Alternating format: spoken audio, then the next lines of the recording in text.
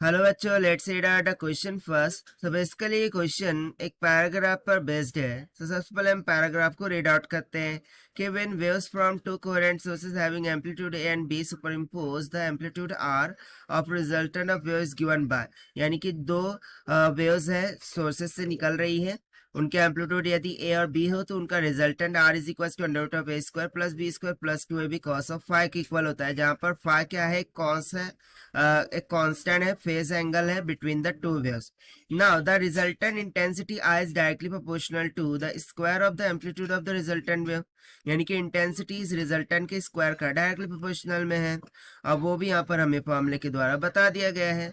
So for constructive interference, यदि constructive interference होगा तो उस टाइम पर फेज एंगल यानी कि phase constant phi equals 2 n pi होगा, और आई मैक्स इंटेंसिटी के लिए ए प्लस बी का होल स्क्वायर होगा, और डिस्ट्रक्टिव इंटरफेरेंस के टाइम पर phi equals 2 n minus 1 phi होगा, और मिनिमम इंटेंसिटी क्या हो जाएगी, ए माइनस का होल स्क्वायर हो जाएगा। If I1 and I2 are the intensities of light from the two slits with W1 and W2, so I1 by I2 is equals to W1 by W2, which is equals to A square by B square। ये हमें दे रखा है formula. So light waves from the two coherent sources intensity 81 is to A1 produce interference। सो अब finally question पूछ रहा है कि the ratio of slit width of the two sources is. से यहाँ पर हमें स्लिट की जो विड्थ है उनका रेशियो क्या होगा वो सिंपली फाइंड आउट करके बताना है।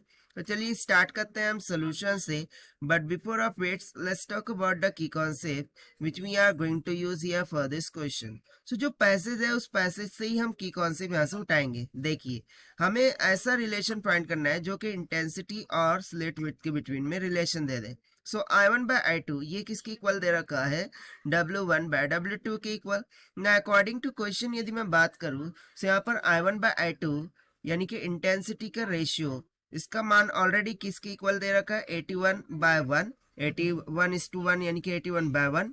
हमें फाइंड क्या करना था, स्लिट विड्थ का ratio. So W1 by W2 ये किसके इक्वल निकल के आ जाएंगे according to formula, that is I1 by I2, that will come out to be 81 by 1। that means to say कि W1 is to W2 जो slit with का ratio है वो कितना निकल के आ गया, 81 is to 1 की इक्वल। और यही हो गया हमारा आंसर फॉर दिस क्वेश्चन जो कि हमने सॉल्व किया है by using the conceptual formula of intensity is directly proportional to the slit width के फॉर्मूले से, जो कि हमें पैसेज में दे रखा था। Okay, now let us check the option. So option B will become correct. So this is the required solution. I hope you understood well. Best of luck. Thank you.